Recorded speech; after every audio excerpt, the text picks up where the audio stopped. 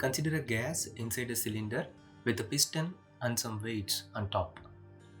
When heat is applied, the volume increases. Consider another scenario where some stoppers are used. The volume cannot increase.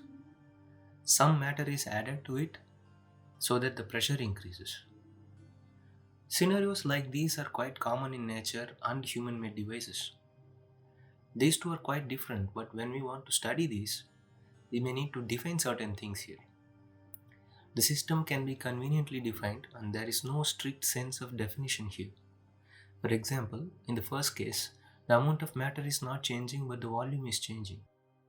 In the second case, the amount is changing but the volume is not. Therefore, the system can have a fixed quantity of matter or a fixed volume.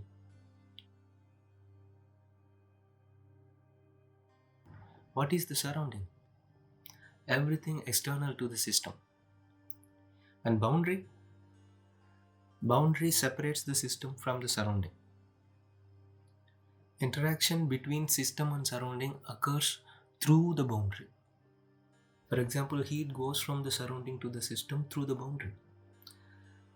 It can be a moving boundary. For example, initially the boundary was like this. After expansion, it became like this. Or it can be stationary boundary like this. The boundary can be real or imaginary. For example, in this case, we have a physical boundary. In the other case, we have a real boundary in these parts, but not here. One has to imagine a boundary here. Let's see more about the interaction between the system and the surrounding. Consider the same first case again. The system took some heat and did some work. Since the amount of matter is not changing, it is a closed system. Note that it can exchange energy in the form of heat and work with the surrounding. Let's consider the case where both matter and heat are added. It is the open system, exchanging matter as well as energy. An isolated system is a special case where no exchange of matter or energy takes place.